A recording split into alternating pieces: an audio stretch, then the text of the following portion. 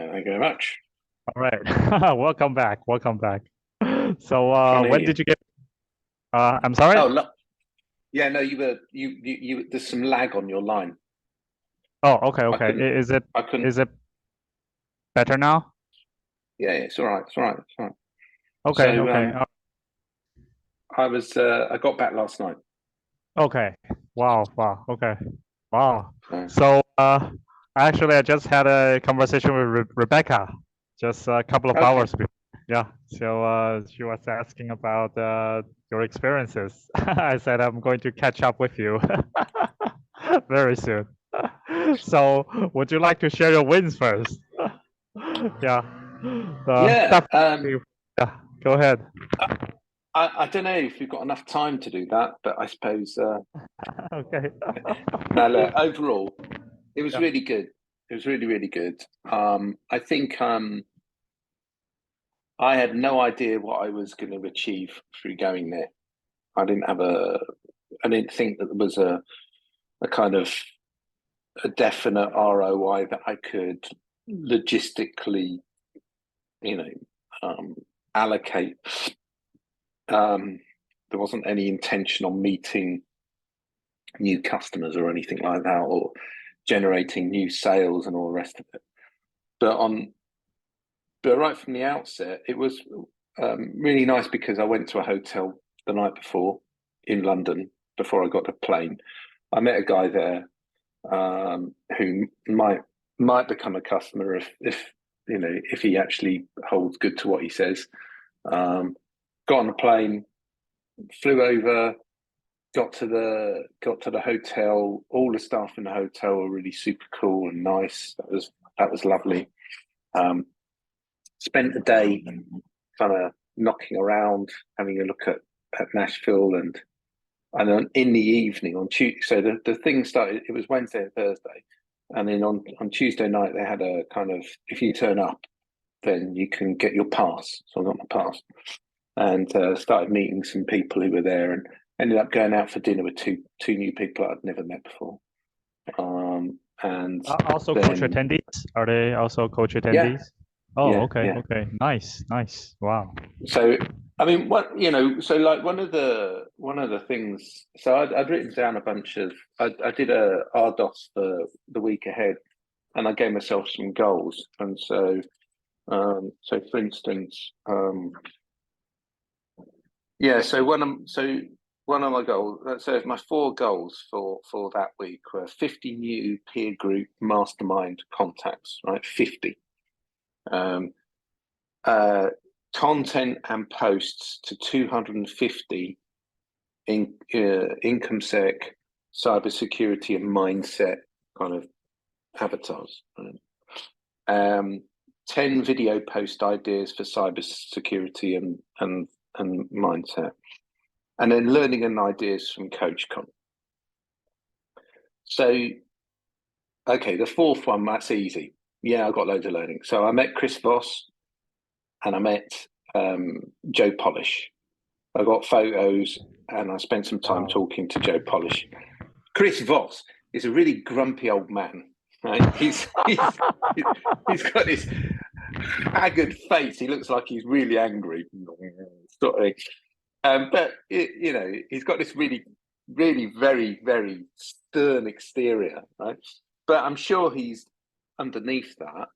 That's the thing that he has to do, right? Because of the nature of everything that he's done as Right, a right. He police was officer a and FBI FBI agent. top negotiator. Yeah, he was a Yeah, top exactly. negotiator. Yeah. Whereas Joe Polish is really very bouncy and bubbly and far more, you know, open. But anyway. So then there was that. Then there was breakout sessions were so what. So the thing about Chris Voss is it made me realise, gosh, I need to reread that book because there's stuff about in that book that he highlighted in his talk, which was really interesting. And I thought, okay, I need to go back and revisit that because he's obviously picked out some highlights. You're So talking about what? Never Split the Difference. Which book was that? Yes, never split the Okay, difference. Absolutely. okay, okay. I see. So did I write it in this book, or did I? Yeah. So did I write it? But let's have a look quickly. Yeah, so Dan did his own kind of thing to start with. Yeah. So that's the breakout. I did a breakout on brand. That was stunning. Loads of stuff there. Where's Chris Voss? So Chris Voss. Yeah, just I haven't gone through all of this, but one thing that I picked up on, right, that he said was that just by how in the book he talks about how you phrase your questions, because we're always told to say to get a yes from somebody. Well, if you get so people phrase their questions to be yes answers. If you want in a traditional sales context of getting somebody to say yes. But he says if you get them to say no, it's easier to say no. And you can actually increase your kind of sales by 23%. This is what they see across the board. And he said that's great. If you want to be more, what was the word? I can't use these two terms. But let's say if you want to achieve more, let me see if I've written it down actually.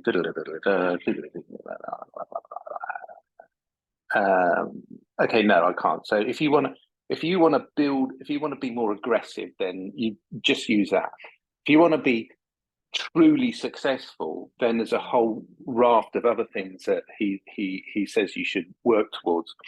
Obviously, that's his pitch, so that you go, oh, I want to go and do my masterclass with Chris Voss, right? Because that's why he's there, right? But yeah, that was really interesting. But everything that he talked about, I can remember it being in the book, and just about okay. So it just meant that I had to get certain things sorted. So Right. that was that.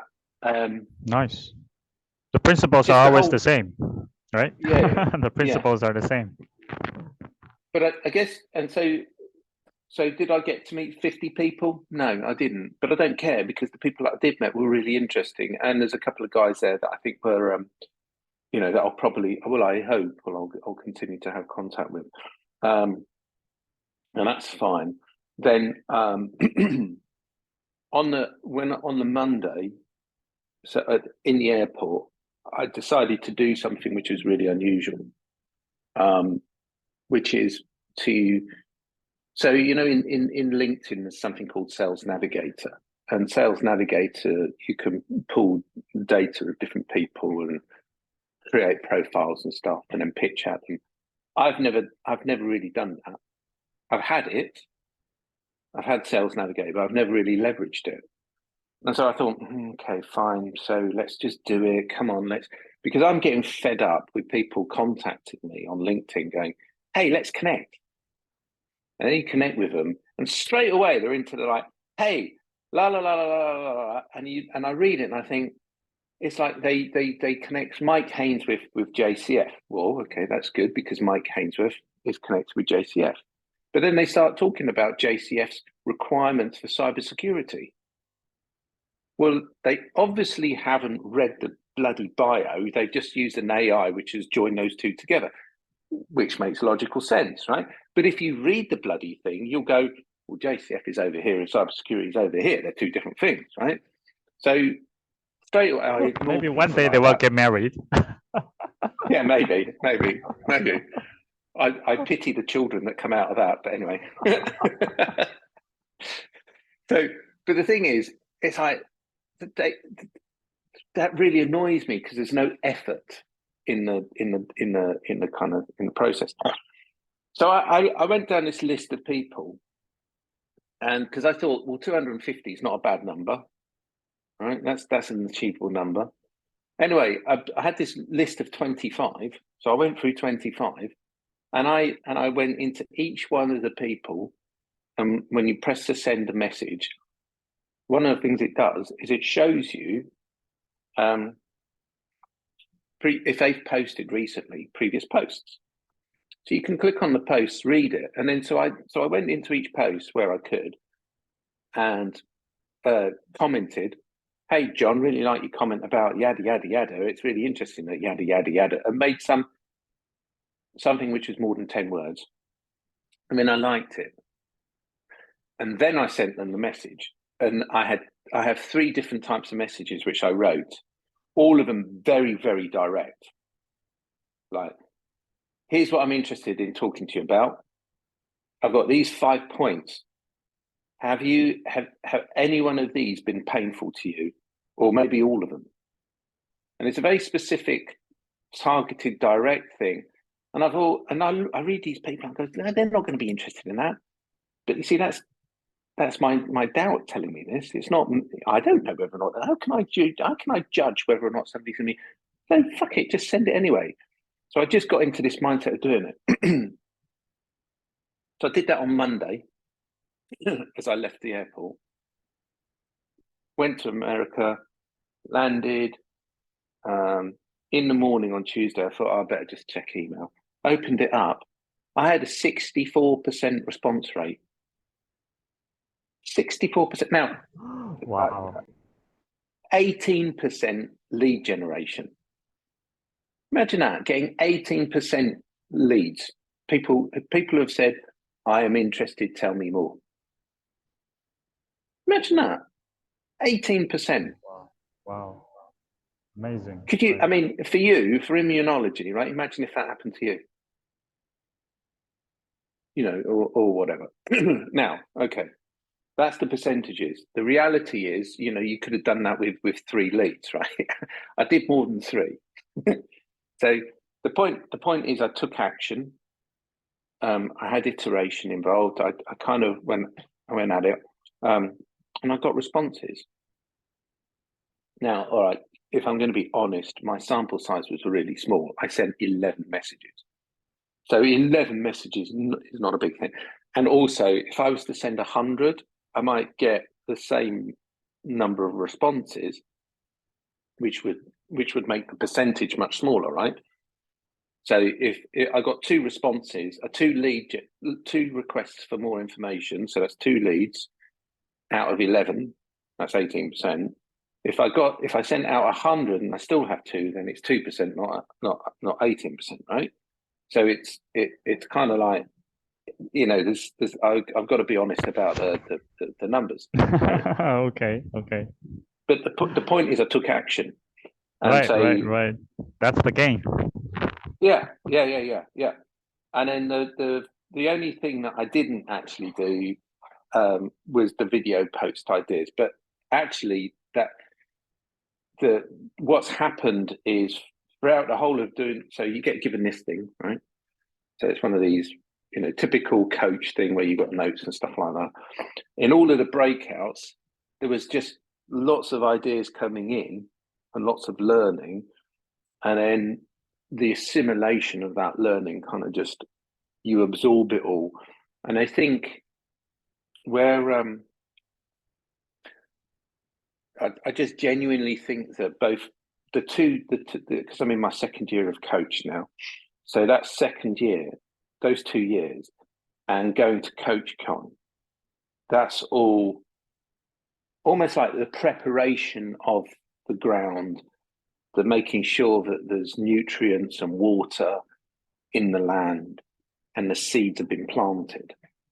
And I'm actually just in the growing cycle. So that the harvest, when it comes, I will reap a much bigger harvest than I would have done if I hadn't have done it, right? Now, I really genuinely, you know, it's like I almost feel like I'm the guy who's prospecting in Yukon on my gold mine, and I know that I am meters away from a gold thing. Not I'm hoping, I know. You know that story, right, where the guy gives up the gold mine because he's been digging a hole for such a long time, and he sells it to the next guy, and the next guy just digs a meter and he's got gold, right? So the difference between me and the other guy is I know that I'm really close, and this is and I bet and this is true for so what the work that you and I are doing with JCF stroke TAPP, the work that I'm doing with IncomeSec, and then the work that I'm doing with the kind of new version of kind of like the offshoot of IncomeSec, which is the kind of coaching. I've met So I mean, so on the train last night, I met somebody who's a psychologist. No, not a psychologist. Yeah, psychologist. Yes, yes, a psychologist. Right. Um, I met somebody else who was a psychologist the other day. I can't remember where it was, but anyway. So I seem to be meeting these people who I've got an interest. I had an interest in doing psychology, just to have a background to be more eloquent with coaching. And it turns out I don't think that all the feedback that I've got, it's not necessary. So what's more important is to actually do to get a coaching course. So there's something called the Oh, International Coaching Federation. oh, nice, nice. Okay, okay. So Wow, wow. I'm going to do that, I think. Okay, wow, wow. Okay. But but I don't want it. Well, You know, sorry, go on. no, Mike. So I like to ask, like, what's your biggest one thing from Coach Con, from your opinion? I mean, I guess what would say is the biggest thing from attending for you? And let me ask you, like, what's the 10x thing, that you really felt, significant? If you were to look through that lens, like, I mean, like, what happened during Coach Kong or attending, or what's the big thing? If you were to I look think, back, right? Yeah. yeah, I think in hindsight, I went into this not knowing what was going to happen, right? Um, and I guess what I'm realizing is the more we do this type of thing, um,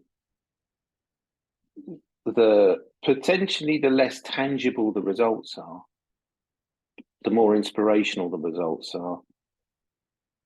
But that in its own right gives us better results when they do become tangible. So I was thinking, gosh, if I was just to look at it and go, it cost $4,000 or $5,000 to attend, right? That's just to go to the coach con, right?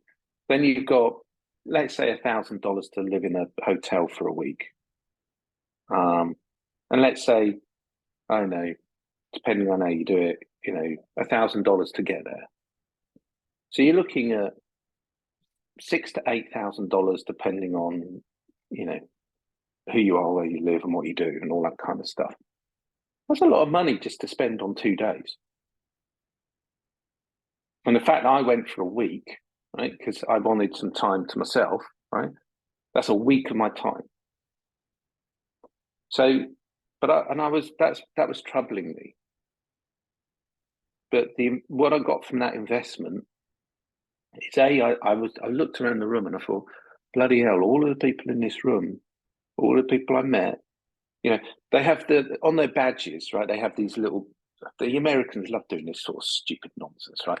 They have this is like your badge with your name on it here, right? And then they put a ribbon here for you if you're doing one thing. If you're like a speaker, you get a ribbon. You get another ribbon if you're an attendee. You get another ribbon if you're a signature. You get another one if you're signature and 10x.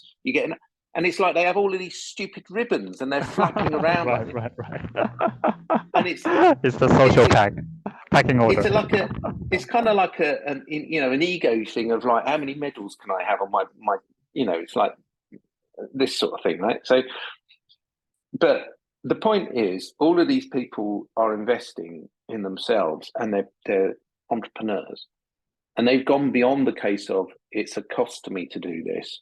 They recognize that actually by investing in themselves to be there and be present, they know that they're going to get something from that, even though they don't necessarily know exactly what it is.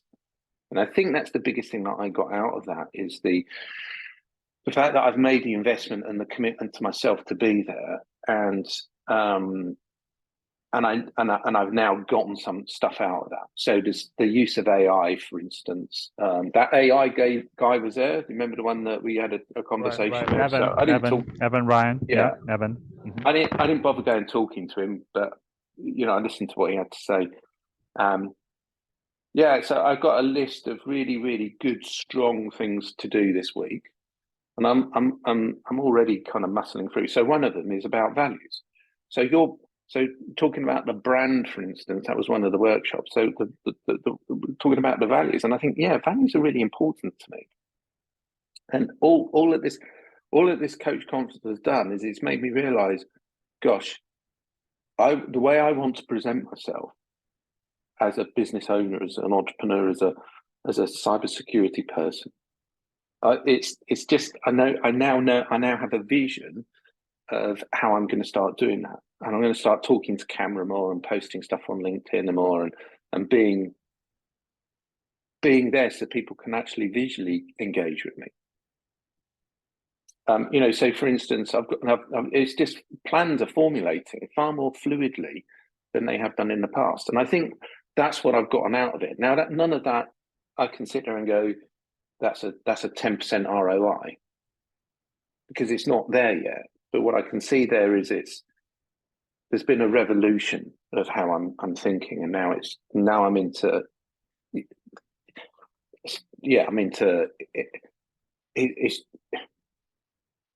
it's just really interesting how all of the different training comes into play. The 4 C's, Wow. VOTA, use of impact filters, all of this stuff, plus all the other mindset stuff that we do. And I met some people about writing a book. So there were 2 different outfits there that one just all that they do is they do all the ghostwriting for you. The other one helps you with the idea of the publishing and the ghostwriting. Both of them cost money, but to publish a book and have it done in the same way that Chris Voss or Ben Hardy and all that, it's about 10 grand, 25,000 to have your, if you put your framework together and then you send it out to a ghostwriter, and then these guys go take it all the way through and publish it, then that's $25,000. Obviously, that's a for-you service, and I'm sure it can be done cheaper. But it was just interesting to see that as like a benchmark. Wow. So nice. difficult to answer. Okay, all right. But what I can take from what you just said is that you are actually shifting your identity. I think and also have explored the possibility to invest, like all these other people there that are, basically investing without knowing the actual result, but willing to do the investment, right? So I think that's a shifting behavior, mentality, and identity as well. I mean, these are people who are acting that way, right? They aren't they aren't tied by, they're open, right, to the possibility of something significant happening, right, with this investment. So I think that's an identity shift that I can see there. I do have one more question to ask, which is, how was last week attending CoachCon? Perhaps the best week of your life in the last decade, or even more. How are you? In what ways? In what ways? Have you, are you achieving and you're progressing more than what you have in the last decade or so? Yeah, that's an interesting one, because I've done quite a lot in the last decade, if I'm being honest. And I think this is more about a realization of the compounding effect of what I've been doing over the last decade. So I met Olga 18 years ago, and we've been married for 16 years. So safe to say, it's that's the pinnacle achievement right there, right? So, but after that, starting the company, well, that's a big thing.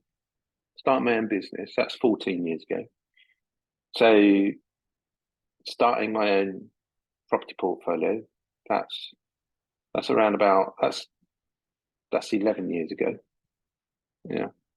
In the last 10 years, focusing on building income sec and making it sort of like stable. And now it's the change of making it stable to growing it, wanting to step up and create. Now I've got better ideas as to do that. So yeah, I guess it's the realization that there's a compounding effect that's going on, and that's the purpose of investment. You don't necessarily know at day one that that investment is gonna be that good for you. But if you keep on investing and you keep progressing, then that will have a compound impact. So in a year's time or 2 years' time, whether or not I'm on 10x and or Genius Network, which I'm quite open to the idea of going and joining that, I won't know until I've actually, because you can't do, I'm not a believer in doing things that you can't afford to do. You've got to be able to afford to do it. Because if you can't, I have taken out. So, for instance, for the property thing, I took out a loan to pay for the training, and I made that investment, and that has already given me a massive ROI. So I do know that investing in oneself is really important because it does give you it's a good way to borrow money, right? But I'm not sure I would necessarily do that with, let's say, Genius Network. But again, that's apply the same logic I possibly should do, right? But so, for instance, I'm sitting there thinking, as far as you and I are concerned, I'm thinking, gosh, we get TAPP sorted, right? We get TAPP and we do the raise, and we do the fundraise. We then, if we've raised 2 million or 1.5 or whatever it is, part of that money is going to pay for you and I to do 10x. It's going to pay for you and I to go onto Genius Network, right? That's one of the reasons why I want to do it.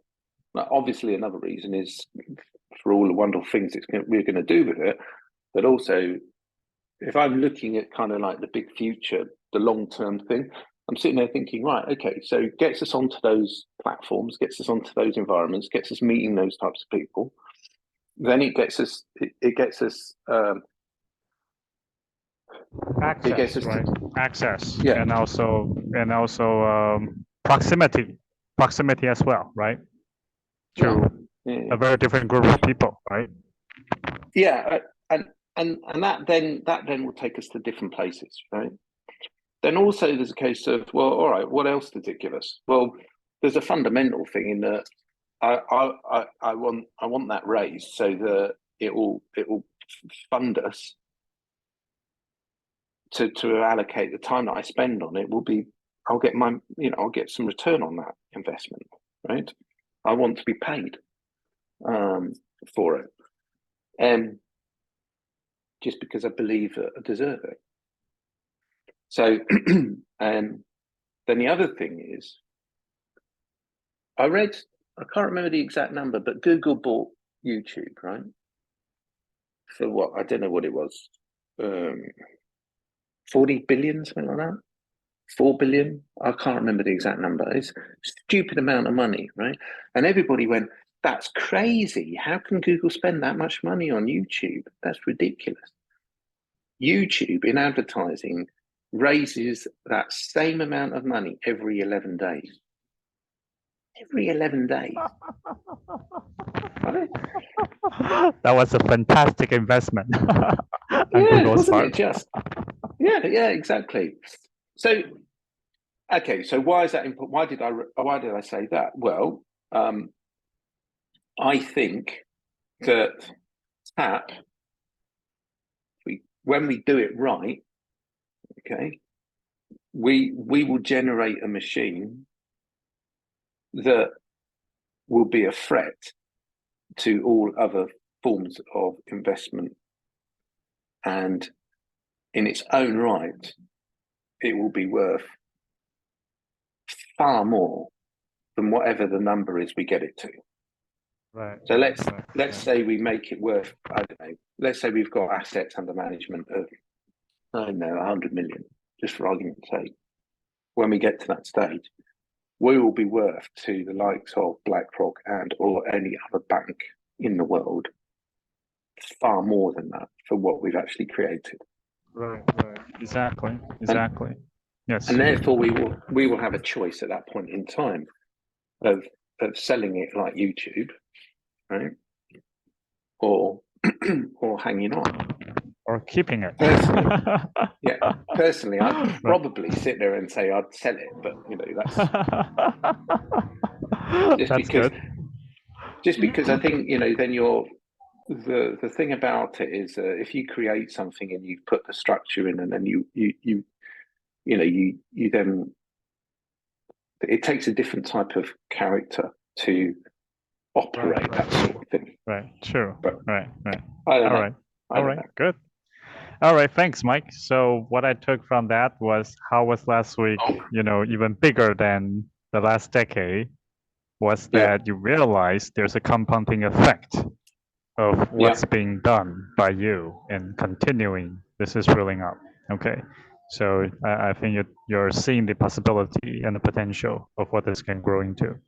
And yeah, that's kind of open up, right? Okay. yep, Great. Wow, that's a fantastic realization. All right. yep. So thanks for sharing. And so I guess I'll share my wins as well. Okay, just quickly. Please. Okay. So couple of things. I don't know if I share with you. My daughter is willing to come with me to Canada for 3 weeks, 3 or 4 weeks in the summer. Yep. Okay. Okay, I share that, right? Okay, yeah. So basically, I kind of figure out how to fundraise that, which is get her some work. Okay. Earn it, because and thanks to Chad's book, because Chad talked about, he actually raised his kids, asking them to do stuff to earn, right?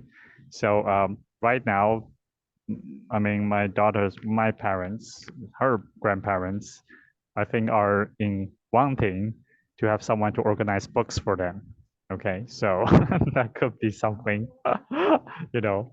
So I just kind of realized that, that's something that's doable. Okay, and that would help her to, also start to earn on her own towards the trip. Yeah. Yeah, so that's one win. The second win, this is something kind of also realization is that earlier this year I did something called a speed book, okay, which was for the real estate expert and Dr. Yang, okay, my mentor, and that was basically a AI generated book from a 90-minute like a recording, right, an interview. Yeah. And that process, I knew that process is doable, okay, and like doing a book quickly, but I wasn't sure what kind of books would be most valuable to create or what would be the benefit for its owner, okay, to generate. Obviously, people publish for different reasons. I'm sure there's this market, but it wasn't that clear. However, I have been continuing working on the white paper, in the last weeks, and we'll discuss about that, after this. In a second. Yeah. Basically, what I realized is that if we get the ICO successful, get the white paper into the right shape, that's a No if. repeatable process. Yeah. No if. Okay. You will. Yeah. So, it's going to be a great white paper. Okay, it's being, I'm already paying attention to how that white paper is being created and whether we can take things from that process. And then, plus, with AI's help and, to make it faster, easier, better, the next time around. This can be for other ICO projects and also could be for the real estate projects that's raising funds on our platform on TAPP. Okay, so I think this is an important realization because again, like what you described, compounding effect. I consider myself a pretty good writer in terms of certain kind of research papers, and I also I'm good at condensing words. Okay, so I mean that's another skill I do have. So Yeah. that was applied for research papers. But what if that skill set is being applied for white paper writing? And plus, with AI assisted. Okay, so I do see that there is a compounding effect that we can actually create and I think the key is as we are doing ICO on our own, we're gaining learning experiences. These are transferable. Like we could become the ICO advisors, obviously with Ian's guidance and collaboration, right? And this potentially could be a very, very valuable thing, right? For people raising monies. Well, specifically first in the real estate market, but this can definitely expand to other areas as well, or other But ICOs as well. Yeah. So so I want to challenge you on that one. okay, go ahead. Can I do that now or later? Sure. Just feedback. Feedback is good. So go Okay, ahead. so if the purpose of TAPP is to be a platform where you can tokenize your asset, then do you need a white paper for that? Or do you need to just fulfill certain criteria, business criteria? And that's the purpose of TAPP, is it takes away the need to build a white paper and go through all of that detail. Right? If that's the purpose of TAPP, right? Okay, So that's sure. one thing. Yeah, then okay, that that's a good means question. then the white paper creation isn't necessary. If doing white papers as a service for you is a thing, well then that's a service, but that's not necessarily. That's a different thing entirely. Right? That for me is that's a whole new thing, and that's not TAPP, and that's not a focused idea. So I challenge you on that one because I believe it's an unfocused idea. Okay. Might be a nice idea. Okay. Might Thanks. be a good one for the future. Right. Mm-hmm. But and forgive me if I'm being too challenging with that statement. I don't wish to be negative. No worries. I might have to get to. Do you hear some background music noise? Sort Or of, is but it? it's not a bother for me if it's. Oh, okay. Then, all right, good. Because I don't want that to disturb. All right, so thanks for that feedback. Actually, the white paper I'm thinking about could be a very condensed version. Okay, and initially it can just be for the purpose to help, real estate projects to raise funds by, telling the right matrix stories. So, yeah, but I mean, I get that your might point. be so. Yeah. But in that context, then within TAPP, we might sit there and say, well, as part of the onboarding, we'll generate, your initial white paper. We'll put in the key things, and then that will be an AI generated thing, and it will be a quick repeat, Right, exactly. cookie cutter Right. process. Right. I'm just talking about, it's kind of like a, I guess, investment proposal, right? Or investment business plan kind of thing. Okay, so I guess that white paper I'm referring definitely can be specialized to domains such as, real estate project, development projects or other, right? So, all right. Thanks for that feedback. All right, so let's, I think, get to the today's, okay? So what I'd like to share is the progress that's been done and maybe some things to, I guess I'll Why are you share my doing this out in screen. the street, Shunyun? Are you not allowed to do it in your house? No, not that. I'm happened to be on a trip to Taichung and, just on my way back. Yeah, so, but, or if you allow me, I'll move to a quieter place. Would that be all right? Just for a That's up to you. couple of minutes? You're the one who's. Yeah, it's up to you. Yeah, I mean, if my voice is all right, then we can continue. I don't have a problem listening to you. That's fine. I just Okay. find it odd that you're in the street. Oh, okay. Doesn't matter where you are in the street. It's odd that you're in the street. Okay. All right. I guess it's We're doing a bit. business meeting and you're wandering around the street. Yes. It's actually just I guess too greedy to want to pack too many things. I guess lunch, dinner with that. Okay. All right. So let me just share my screen now. Okay.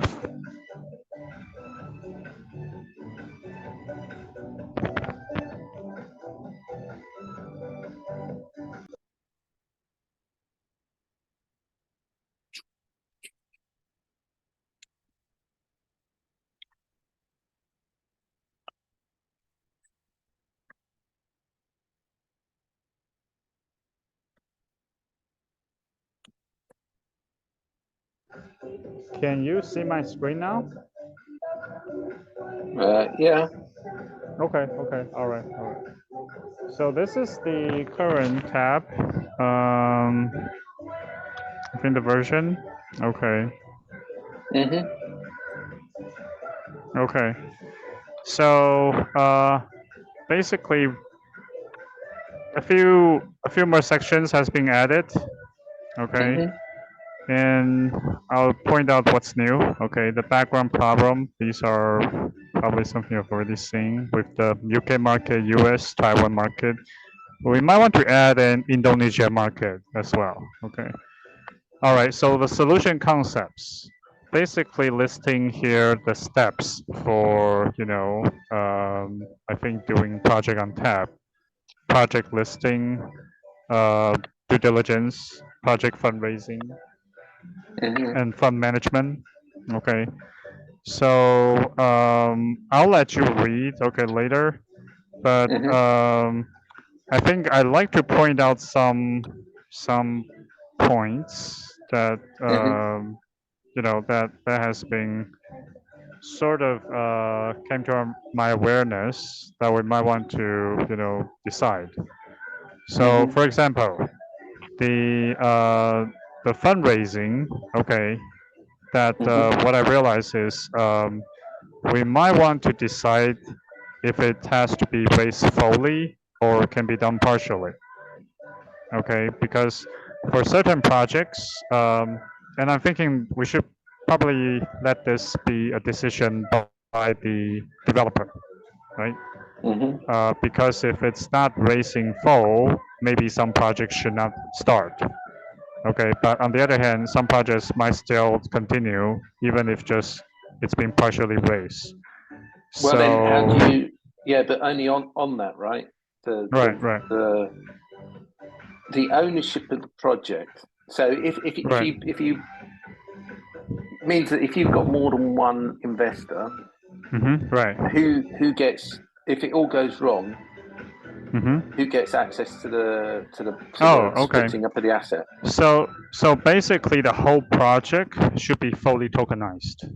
Okay. So all the tokens are created initially. It's just that Mm-hmm. as investors come, they basically claim a certain shares of the total tokens. So if it's not being claimed, then the ownership still rests on the on the project lister, the developers. Okay. Now, if you're asking if in a case where there was, no initial property, right? If it's like a fully just a new race, Mm-hmm. then I think it makes sense that, whatever tokens that's actually being raised constitute the full property or Yeah. in terms of the SPV, So right? So, so let's say this then, right? You've got two right, options then. You've got one right, where the developer owns a chunk of land or some form of real right, estate right. asset, Tangible and assets, yes. they want to raise, let's say, $1 million, but the actual hmm asset is worth at the moment, I don't know, 3 million. Okay, Right, right, right, so right. hmm they're raising one third of its value, Right, right, right. right? True. Or they're Right. liquidating. They're liquidating one third of its value. So Exactly. Right. if hmm the developer goes bankrupt or bust or whatever, Right. how does the investor, because they've invested one third of their, they've Okay. invested their money into one third of the project value, how do Right, they get right. their money back? Okay. And so, So basic. Okay. In that case, I would say that the investors will own one third of the total tokens that's available. so we have to Okay. make sure that Or there's a the legal framework for that for them to right, get that back. And right, in the exactly. UK, Right. they call that what's the word? They do it as a A priority. uh, no, they call it, what do they call it? Oh god, hmm first charge. Oh, first So charge. I see. Okay. yeah, and then you can have second charge and third charge. Obviously, hmm each charge is a it tells you, denominates your hierarchy, Okay, and okay, I see. some Right. lenders that aren't interested in allowing anything more than a first charge. They just want to be themselves, and that's it. So Okay, while okay. you might own a project, you might own a property. Right. Because I've lent you the money, I have first charge on that. So I see. if you go Okay. bankrupt or whatever, and it gets, then I will get, I will be able to get the benefit of the liquidation of that asset. Okay. All right. Yeah. And All right. and what they don't want is they don't want a second person coming along and claiming it. Okay. I see. All right. But So again, yeah, we can definitely add that, as having first charge priority over should the asset be liquidated. I think that should yeah, be part of the design, the framework as well. Okay. yeah, All right. So thanks for that feedback. So the other thing that came was whether we want to, put the funding, release the funding in phases to the developers. Okay. In other words, yeah. for example, if a project raise, let's say 2 million in total, right?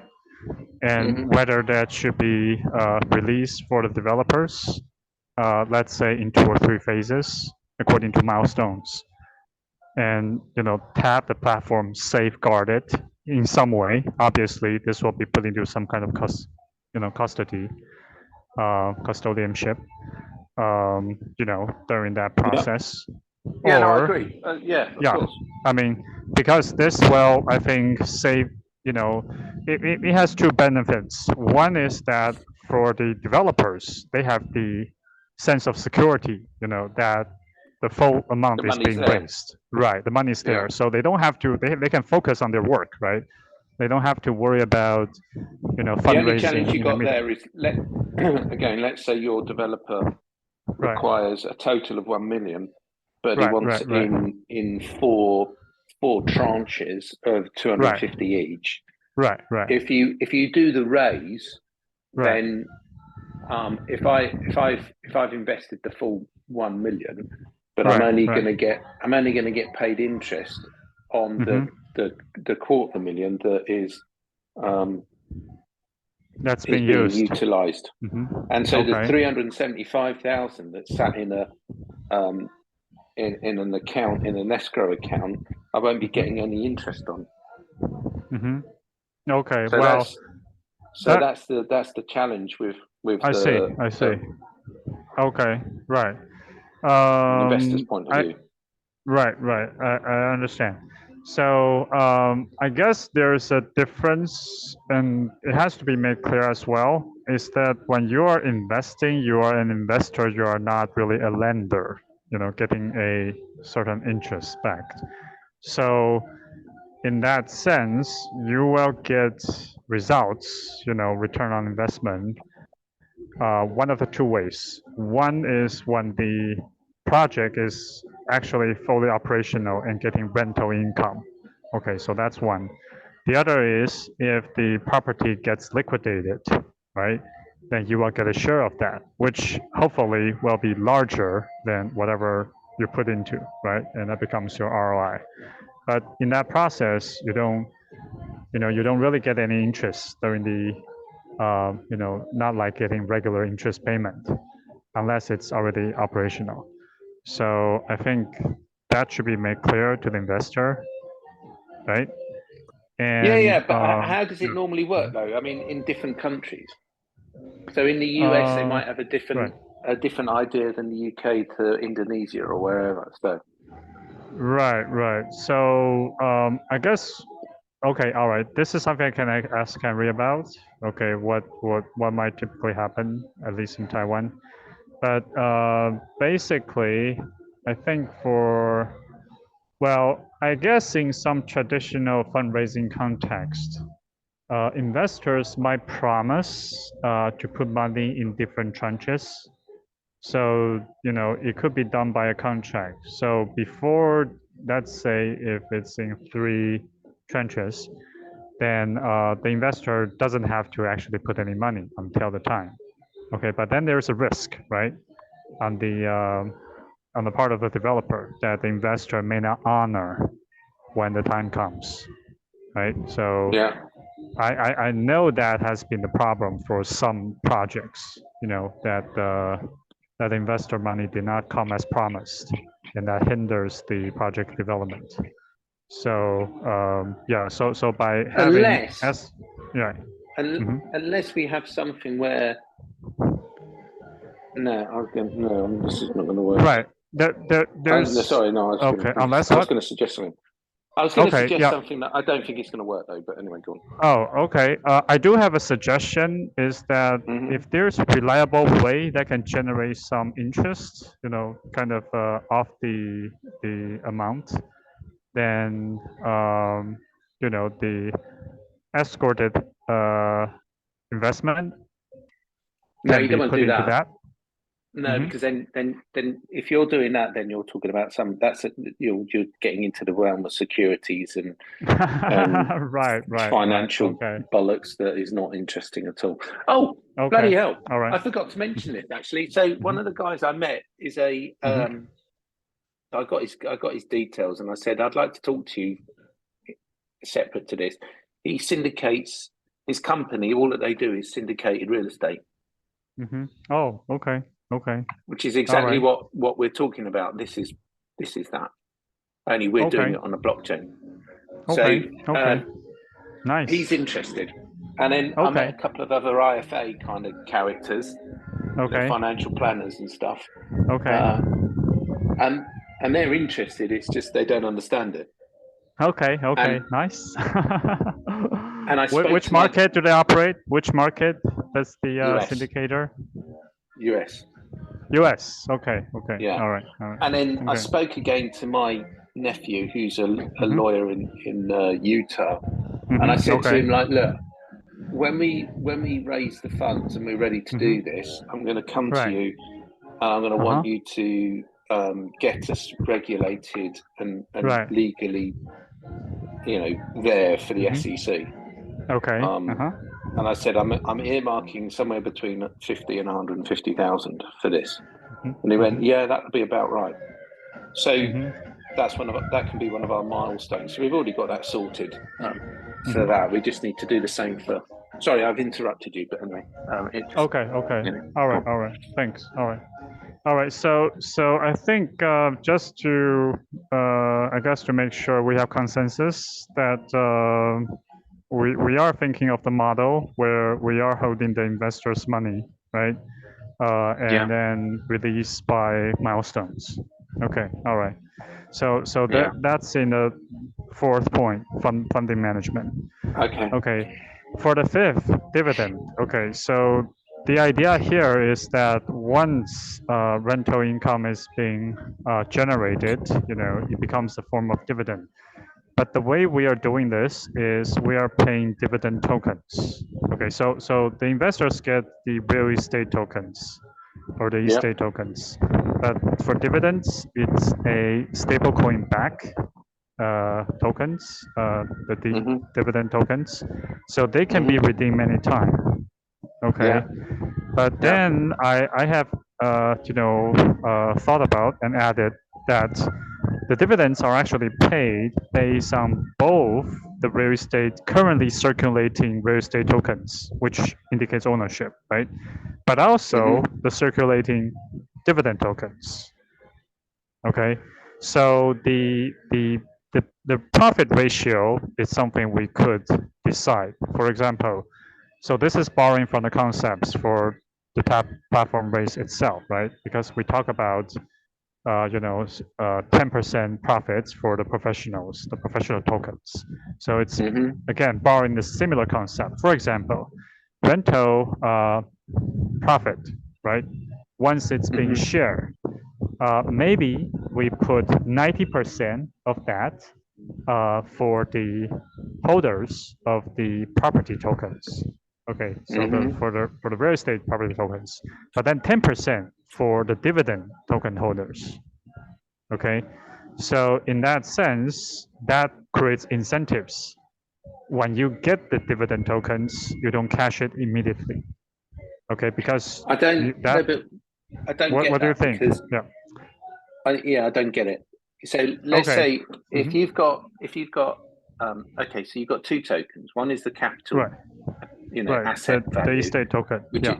is so that's fixed at whatever it is relative to how much the real estate is valued at a particular point in time. So Right. theoretically, if you've got 1,000 of those and it increases by 10% over the 12 months, well, it's increased by 10%. But then you've got your second one, which is your dividend token, and Right. that's based upon the revenue that is Cash earned. generated. Yeah. Yeah. Right. So let's say there's a profit. I'm just saying a profit of Right.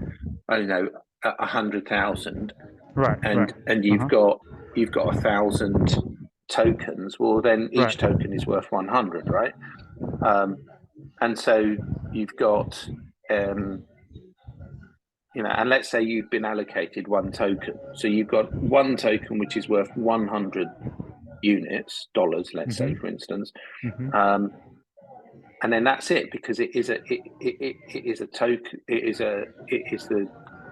is a dividend. And that's what you can cash in for your USDT. To then incentivize keeping hold of that, I don't see the merit of that. I see the merit of it from the point of view of the initial token raise, because that's how we can, generate the token. But I think for the dividend payouts, we can just keep them as people. What's the point? What's the point in taking All away right. 10%? That may explain what's the point. Well, I think the idea is to so obviously I guess this is considering the investment project actually has various components of value. Okay, obviously the real estate itself is of value, right? But then I think we might want to still keep some liquid assets in the form of basically cash or stable coins. That's part of the the project itself, part of the SPV itself.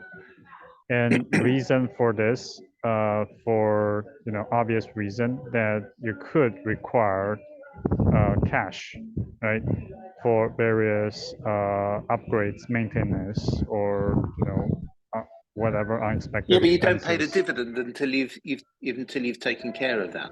So, for instance, if you're talking if you do it on a quarterly basis, Right. then at the end of the quarter, you calculate, right, what have we paid the management company? We've paid them 10, right? Fine, paid them their 10. What have we had to pay out in terms of maintenance during that quarter? Well, we've had to pay out 100. Okay, so we pay out 100. What have we got left? We've got left 50. Okay, so 50 is what we paid a dividend on, based upon money. And so money comes in on a monthly basis. So at the beginning or the end of the month, you get paid well, usually it's at the beginning of the month and you get paid for the month ahead, right? So your money comes in, it lands, you hold it, then at the end of the month you get a balance based upon what's been paid and what hasn't, and that's theoretically your profit. So if you're always doing it in hindsight, retroactively, then you're never paying a dividend unless all the costs have come out for that period. Now, the only time that you might sit there and go, that's a problem, is if the maintenance that's required in quarter two is greater than the profits generated or the revenue from. But truly, that's which could happen, right? Which could happen. But then in that case, if that does happen, then I would argue the management company are not managing.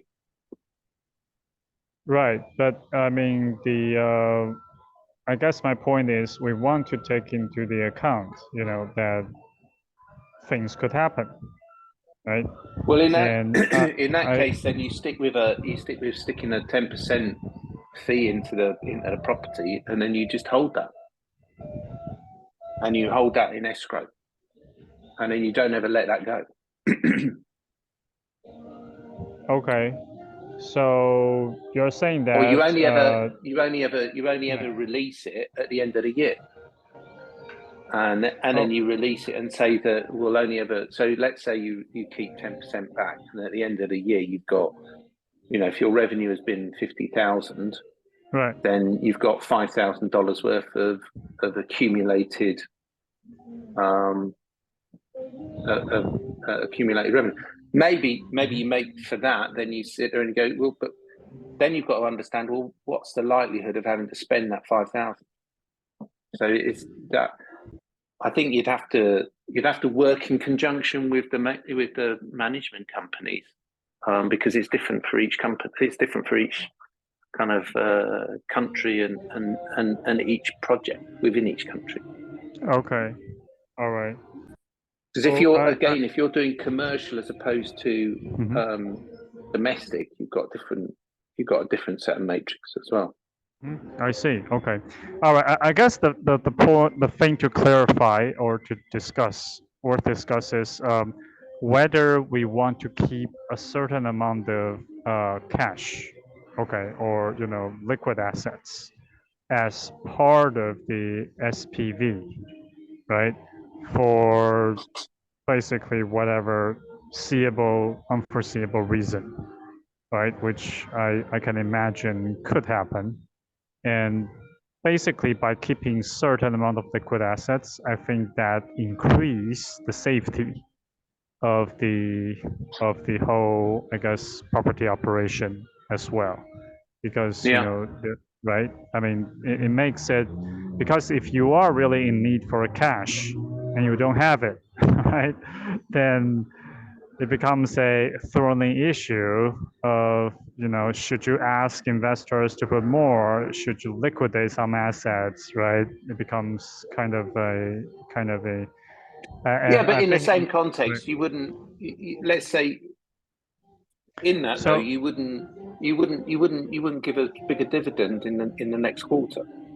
So if you're paying dividends on a quarterly basis and you're paying it retroactive, any fees or charges that have come up within that quarter, let's say that instead of it being a 10%, it's been a 50%, which just means the dividend's going to be less. You can't guarantee that the good dividend is going to be, always going to be 90% or 80% of the revenue. It's got to only be whatever's left over. Right. Okay. And so that then you're always working in hindsight, you're retroactively. You're always working from what numbers are actually in the bank. So I see. Okay. Right. So I guess the incentives of this idea was to basically keep the dividends as sort of a buffer, which can still be cash out. But So you would then say that, okay, well, if you're going to talk about having a buffer and just opening a generic buffer, then you would keep that in there and just say it accumulates at 10% on the year. I see. That's how you would do it. That's how you think. I wouldn't incentivize on it. I would just say that that's just part of the operation. That's sensible planning and management. And then the only time that 10% actually gets paid out is when the asset no longer exists. And anybody who's a token holder at the end of that, like the property token holder, right, then they get a share of whatever's remaining in the buffer makes fund. Sense. Yes, makes sense. Makes sense. Yeah. All right. Okay. Yeah, that works. I think that works as well. But I think what that means is that the dividends will be fully paid out then, right? I mean, at each cycle. Okay. So if we think about it like that, right? Let's say that okay, so we've got our two types of token. We've got our property token and our dividend token, right? So the dividend tokens get paid out every quarter. Boom. But we've got this, but each month a small percentage goes into a buffer. and that buffer is either paid for or not. At the end of, let's say, the project, because you've got a token, a property token, then and there's a chunk of buffer funds that will get assigned to every token holder. That means that token holder will own the asset value, a share of the asset value, and then a share of the buffer fund. So if in the mid-cycle that increases of the, project, the value, right? Increases the value of the property token in a sense. Okay. Exactly. All right. Good. So we good. need to calculate That's good. Yeah. Because then that means if somebody wants to trade it, then they ought to be taking that into account when they trade it. So right. It's going to be fully reported. I mean, the property value will consist of both the illiquid part and also the liquid part, right? That will actually be the actual value for each property token, right? Yeah. Okay. All right. Good. All right. So in that, I think if that's the case, then I don't think we have to pay dividend tokens. It could just be like USDT, unless there are difficulties in directly paying out USDT, or stable coins. So yeah, that's a good point. Right? That's interesting. I hadn't thought about that. You see, because the reason why, for example, we have professional tokens as opposed to paying cash directly was we want them to keep the professional tokens, right? Incentivize them to keep that and while reserving a cash reserve. So I was just thinking in the same logic, we might want to do that for each property project as well to keep cash reserve. Okay, in that sense. I think it was just a way of identifying or distinguishing that you would have a token for the property, and then and then as a token holder, a property token holder, you are eligible to a dividend, and the dividend is paid out on either okay, all right. Then I think in principle it should be paid out in stablecoin then. Okay, because if that's that's the idea. Yeah. All right. Unless there are difficulties legally or otherwise, right? So okay. All right. So I guess last part valuation that should happen at the beginning by a professional valuator, and I wrote that also periodically. For example, annually. Yeah. The property has to be revaluated. All right. Or if we are putting milestones into a project, right, then you do it at each milestone. Okay. All right. Sure. All right. So I add about the due diligence process for developers, for investors. Okay, I think you can. All right, revenue model. Okay, that's just how much TAPP is charging for, that's just putting words. AI, yeah, these are just areas where AI could help into making this unique. Talk about global from day one.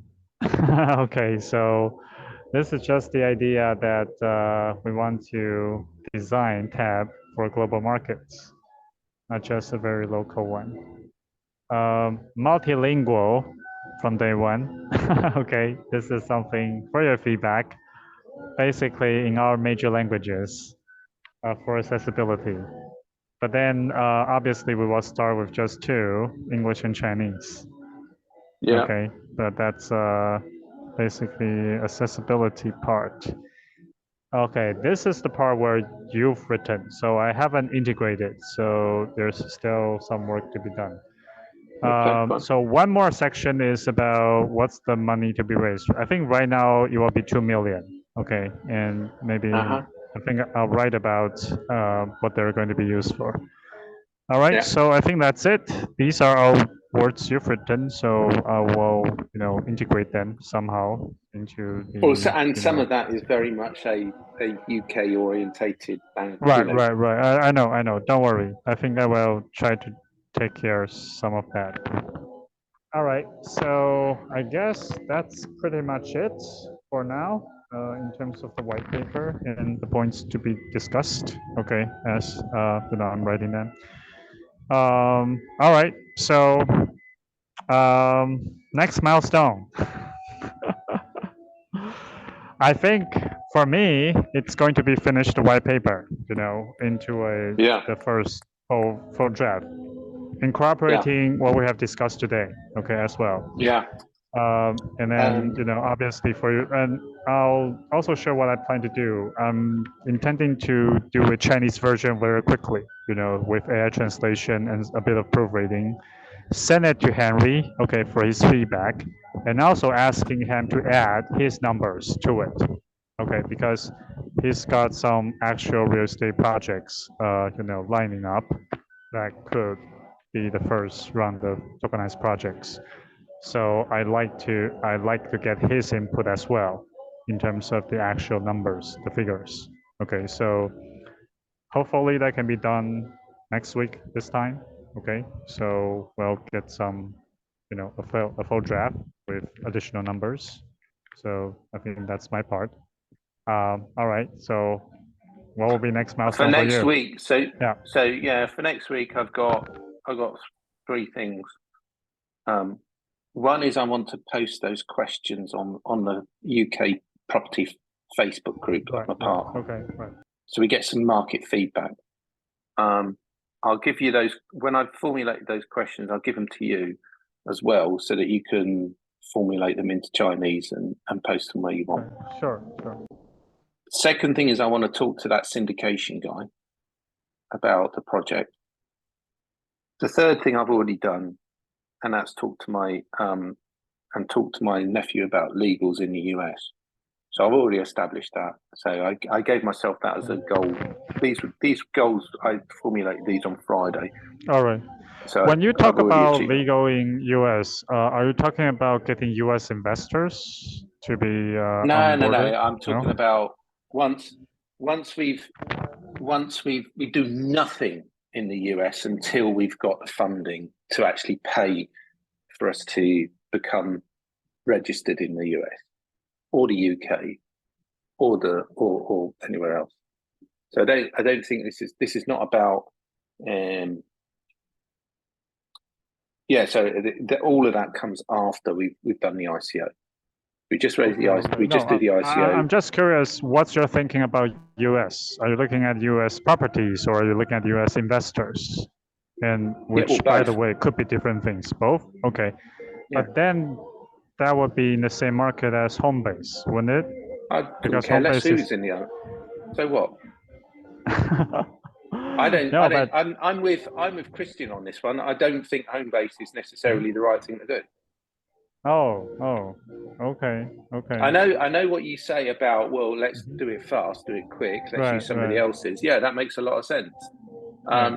But I'm far more with Christian on this one, in that, Mhm. well, you're then own something that you're owning. You're gonna have sitting with somebody else. That isn't strong. That's Okay. that's and you see, in the UK, what I do with income sec makes a lot of sense, right? We're an intermediary because essentially we're not writing new bits of stock, we're not writing new software stacks, we're not generating new solutions. We're just selling other people's stuff, and we do a transactional kind of the relationship that we build is between us and the customer, and that's a long process, and it lasts over many years. But again, it's the relationship that we build that brings the value. What we're actually offering here is a platform for other people to raise money on their properties, to start a property dream, using TAPP as the initial platform. We're actually providing a service and a solution. It's not the same. So I think we do have to take seriously, and that's why we want to do an ICO of 2 million or 1.5 or whatever the number is, because we have to pay for owning the code. We want to own the code. regardless of whether or not fundamentally it becomes a DAO in the future and yada yada yada. That's a different story, right? Right now, we're doing this so that we build something which we can own and control, and is ours. I think that is more important. I see. And that's why we need so much money. I think that's where it's just. Otherwise, we can do it on a shoestring and do it for like tens of thousands, not even millions, right? Also, that then means the justifying our kind of commitment and our input and our payment for that means that we're going to have to do a lot more work. I see. I see. Okay. But again, I don't see any harm in if we're allocating. Look, if we're allocating, $150,000 to $200,000 to Ian for his payment, then I don't see why we can't also allocate, $60,000 for somebody who's going to project manage it. The fact that you and I are then going to manage the project manager, that's a different thing. See what I mean? So you and I have got the ideas. We know the direction. We need to manage the project manager, who then goes off and manages all the little Indians that are going to do the work for us. Or indeed, we might sit there and we might segment it. Maybe the plan that you and I have is that, okay, so this is the technical code stack. We want this chunk here done by somebody in the US, this chunk done by somebody in Asia, this chunk done by somebody in South Africa, and so on and so forth. This done by a bunch of people in the Ukraine, for instance. And then we have one guy who project manages the whole lot, who understands everything that's going on. Or indeed, you might have two, one for the kind of the UK American market delivery, and one for the Asia market, and then those two kind of consultants, and then they deliver and then they come and report to us. Okay, I see. All right. Okay. Now that's going to take money, right? Because that's people and that's time. But then we get that's a who, not how. I don't want to be doing that sort of stuff because I haven't got any. No. That definitely requires a who, a trustworthy who. Yes. All right. So, all right. I see your point. And then, no. Okay. Go ahead. No, I was going to just take that one step further. Is once we've got all of that process and system in place, then we can start overlaying the AI component. Then we bring what's his name in, that guy in, and we say like, okay, we've built this. We now know that this works. We now know that this is the process and da da da da. And so we want to AI every element of it so that it becomes a truly kind of self-working model, which keeps the manpower down, which then makes it more efficient. Okay, so on I and so see. forth. I see. All right. Okay. All right. I get your point. I think I understand your perspective. Right now, I'm still inclined to get home-based platform system to work for us. Okay, but simply because of the development that I know that's going to be involved. In terms but of on that, what are you avoiding? You're avoiding 9 months of time, right? Is the logic. Right. Something, yeah, or more, or even more, yeah. So right. So you're avoiding that amount of time for what purpose? Well, to get something, I think, up and running quickly. And yeah, but we don't need to. You don't. But what you're asking, so if you use your triangle of time, money, or skill, for argument's sake, right? You're wanting something quick, but to what purpose? To get the project up and running? To what purpose? I think it's if we've got money, which is what the whole point of the ICO is, to raise money, right? Then money is not an issue. Then we can afford to buy time and skill.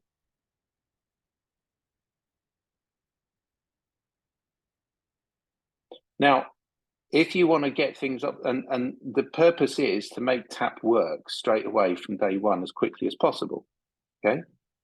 So your suggestion is use Homebase because it's already working. So let's use Homebase because it's operational, and we'll rebadge it. And then we're at market straight away.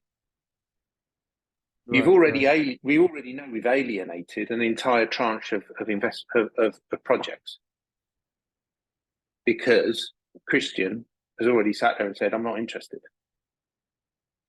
I mean, he wasn't quite as blank as that, but that's what he meant, right? So does Henry understand what that means? Does he, and if he does understand, does he care? So does he understand that we're white labeling somebody else's stuff? Does it matter to him? Yes or no? Matters to Christian because Christian has different risk factors. Right, true. But on the other hand, and what's the purpose of getting it done? Well, okay, so we use Homebase and we get this operational tomorrow. Right. What benefit does having it done tomorrow do for us, right? Well, whereas is if we've actually got the ICO and the ICO pays us the money to get it done and we can get it done quickly by next week. I'm exaggerating the timeframes here because even if we got Homebase to do it tomorrow, it wouldn't be tomorrow, right? It would take a couple of months, right? Because there'll be testing and all the rest of it. Okay, so essentially, if we were to, I don't see utilizing home. I mean, that's an interesting argument, right? Well, not argument, but kind of thought processes. If we were to utilize Homebase, how long would it really truly take to get them operational? Okay. Now, if with testing, it's going to take us really truly 3 months or 1 week, I don't know the answer to that question, but that's an important one to do because we might, if it's going to take the months, well, we might as well build the software ourselves and incorporate that into the time frame anyway. I see. Okay. All right. Because what do we want to do? We want our immediate goal today. We want to build a proposal today that will then allow us to go to ICO, which will allow us to build the platform, which will allow us to go to market, which will allow us to build customers and deliver the service because there's a demand for it. Okay. Incorporating Homebase merely is the aim, the logical aim, is to shorten the time frame from conception but to also delivery. I think there's also brand power in what Homebase has already done. Oh, nothing. There's no brand power in Homebase. They've got one customer, right? Who's running 2 projects, and they've done another project, so they've got 3 projects. That's not brand power. Okay. The fact that they've got a nice website just means that they've got a nice website. Brand power is when people deliver and everybody knows who they are. BlackRock has brand power. Okay. Nike has brand power. All of these guys with .io after their AI or IO after their domains don't have brand power because nobody's heard of them. Okay. Right. Bitcoin all right. That's a good. Has brand power. That's a good ballot. Yeah. Okay. Ethereum has brand power. You know, I can't remember Solano. Reading about them. Solana. Tether. Solana. Homebase is actually based on Solana. Yeah, it's one of the, and they know the founders. So. Fine, great, groovy. Well, that's great for them. Yeah. But they don't really have any brand power, right? They don't have the same brand power as if you Not say yet. Bitcoin to somebody, they know exactly what that is, right? Okay. So I don't think all you're concerned about is that you want to just get things to market quickly, which is absolutely a good thing, right? But like you say, so what you're sacrificing in terms of you're getting is cheap because it's OEM, so it doesn't going to cost us anything, right? So that and it will be quick, right? And theoretically, you're banking on the fact that you're hoping that Homebase have got a really well structured, solid bit of tech, right? Unless you've actually opened the hood and read the lines of code, you don't know whether or not they're how solid their tech stack is, right? You know that it's on Solana, Right, okay, and that's you know true. that. Right, that's true. Yeah. So you're making the assumption that it's good. Now, and I think for me that's an extension of Christian's kind of concern, and I also think that then becomes part of the value statement that we have, right? When we have when we've built the code for ourselves, we then can incorporate the stability of the code within the kind of the message that we give out. What's the worst case in that scenario? Well, Christians' worry is that Homebase will fold, go Chapter 11. Okay, what will happen to the project if that happens? What will happen to the project if Right. So if I you're think we want to have co-ownership or co-access in that case. Yeah. So well, no, I mean, basically, you know, for all of our customers that are going to come in, right, we need to sit there and say, okay, what happens if TAPP fails, goes bankrupt? What happens to the projects? By the way in which we've structured it with the smart contracts, which sits with this provider over here, you as an investor will always have your token, and that token will be the value of X. So one of the things I can say to our customers is like, look, IncomeSec fails at the end of the day, you don't have to worry about it because you've got a contract between you and the vendor. right. True. So I think one of the fundamental, and like if you bring in a third party, then you're gonna remove some of that consistency, or at least beg questions of, well, what happens if? And I think one of the problems that we see today is supply chain. It's really important from a commercial perspective, and I know I'm kind of building into this some level of finance. Well, but again, in Europe, for instance, they have a new set of a new code which is going to be coming into play in 2025, which is something that we'll have to think about, right? If you want to play with financial institutions in Europe after 25, it's called DORA, DORA. I can't remember what it stands for, digital something or other bollocks, right? But essentially, if you're doing work with financial institutions, it's all about your supply chain. How solid is your supply chain? And again, I think if you're OEMing and outsourcing your supply chain, then you've got to ask the question of them: how do they back up their data? What do they use? You have to get really kind of nitty gritty about it so that you can have a statement that illustrates that you've done that. If we were trying to do this on the back of an envelope with our own investment of a couple of 100,000, then yes, Homebase is exactly the right way to do it. Prove it works, get it done quickly, fail fast, all that kind of stuff. But we're not trying to do that, are we? We're trying to raise a significant amount of money. Right, Mike. Just on that note, I was thinking whether we should actually engage Homebase and start to have something running.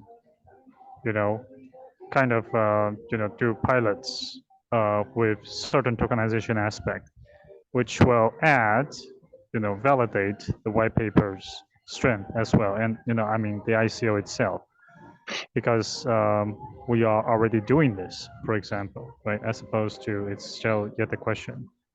Just like your feedback on this. Okay, well that's actually system. a good idea. Okay, so that's a good idea, because then what we could sit there and do is say to Henry, look, Henry, we've worked this together. But you see, then what we're doing is exactly what IncomeSec is doing. Henry, customer, Homebase supplier. All that TAPP is doing is TAPP is becoming the intermediary that makes it happen, dressing it in TAPP in clothing. The Taiwanese context and taking care of the legalities, actually. Yeah. And then that means that we've got a proof of concept that works. But I would still argue, that when we go to ICO, we'll go, well, look, this is the demand. This is a proof of concept. This is how we can accelerate this across the world globally. We can go into all of these different markets. We need to build now. This is what the ICO is for. And in that context, again, I would remove Homebase. I wouldn't OEM it. Okay. All right. Okay. But I I'll think think about this. Yeah. I genuinely, I think what we have to do is think about things from, excuse me, think about things from the perspective of from a commercial, organized, corporate kind of way, and putting in the structure that's going to last for a long time. And at the same token, knowing when to be adaptable and flexible. Yes, that's the challenge. All right. Okay. Right, All right. buddy. Yeah. So thanks, Mike. All right. Definitely, I'll think about that. Okay. With some deeper thinking, and but appreciate the the feedback and okay. So you and I are coming at this from opposite ends, and the question that we have to ask ourselves: what is it that we're afraid of? What is it that what is the motivation behind our opinion? Right. Now, from what I've said, I kind of resonate with what Christian said, and that's the worry on the fear of lack of control. Worry about the bankruptcy of U.S. companies, the ease of bankruptcy. That and just lack of control, right? We don't own or control what is fundamentally the product that we're making, right? So we don't own the value behind it. We have no control over the value of it. Okay, all right. From what you've said to me so far, your fundamental concern is, I don't want the headache of making it happen because it's just going to take too long. It's going to be complicated. My concern, my fear is the uncertainty that's involved in actually building a system, which I have been a part of many times, in the past, and I know the effort that's going to be involved of making a solid system happen. How many of those kind of projects that you worked in have been done on a very well-funded? You mean well-funded budget? Yeah. It sounds to me from what none. Right. Okay. None. So you've done everything on a shoestring, right? Exactly. Right. And having very experienced at that. Yeah, great. Which is good experience, right? Yes. But that doesn't mean that that's the right way of doing it, does it? And what we're not talking about doing it on a shoestring, are we? We're talking about doing it without the worry of that. So we've been told by Homebase it took them 8 months. Was it 6 to 9 months to write the code? Well, yeah, but that was 3 of them, right? That was 3 of them, and only 2 of them were developers, right? Because that guy we spoke to was commercial. Right. So that took 2 guys 8 months to write the code. Right. Well, again, if I sit there and I say that I would logically, the way I would break this down is I would have different bits of the code written by different people in different parts of the world, and then tie it all together. Because that way you remove a bunch of different issues. You create others, but tying it together is the hard bit. So that, all right. Anyway. All right, I'm repeating. All right, I believe that is in my domain. But again, you and I, right? We're going to be doing stuff, but you and I are going to have to get other people in to do this stuff, right? Because our element of uniqueness, our unique ability, our genius, right, is the idea. And then taking that idea and inspiring and leading people to deliver on it. Right. It's not actually doing the work. I don't want to do the work. I don't want to do the marketing. I've got to do enough of it to get the ball rolling, right? Once we've got enough to ball rolling, we've got a proof of concept and we've got the idea running and we've got the ICO. Then we pay other people to do the hard work, and we sit there and we steer it because we're the captain and the navigator of the ship, right? That's what our job is. Okay. Okay. Right, but we shouldn't get on like employ a cheap engine for the ship because we want the ship to be really big. We want the ship to be really efficient. So we have to invest in a good engine.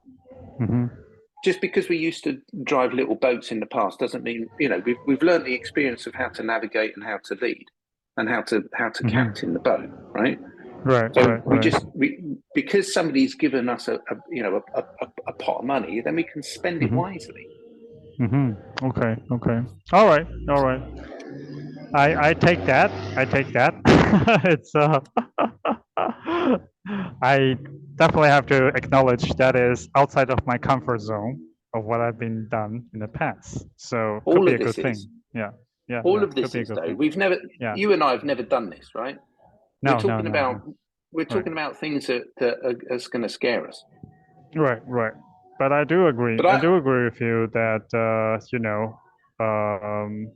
if it's well funded, then there might be a right way to do that. I mean, not to waste money, but could be there could be a proper way of doing things. Yeah. But you see, that's why I think there's value in the fact that you've done this on a shoestring in the past.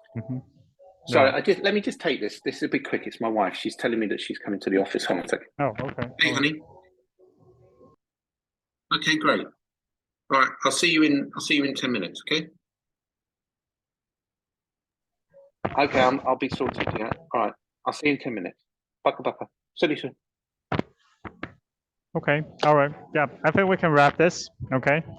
So, all right. So thanks, Mike. So let's move towards the ICO quickly. Okay. I think we want that happen. That's still the number one priority. And can you hear me? Can you hear? No? Okay. Okay, no, there we go. Okay, all right. Yeah. I was just saying we should wrap up, and yeah, I think that's good for now. Okay. Right now, first priority still moving towards the ICO. Okay, I think that's anything that might help, even if we get home base, do a prototype or a POC for whatever, with Henry's, that will with the intended purpose to aid the ICO. Okay, so I think that's the question. Yes. Right. Okay. All right. Yeah. All right. So I'm more comfortable with that idea. You're what? More comfortable with that idea. Oh, okay. Okay. All right. Okay. All right. Good. All right. So should we have another sync, maybe 30 minutes on Thursday? Thursday, hour after this. Thursday the 16th. No, I'm doing coaching all day that day. Okay, all right. Then next week then, all right? So we'll communicate by other. Okay, all right. Yeah. So take care, all right. All right, cheers, buddy. Have a good one. Yeah, take care. Bye. Yeah, bye-bye, bye-bye. Bye.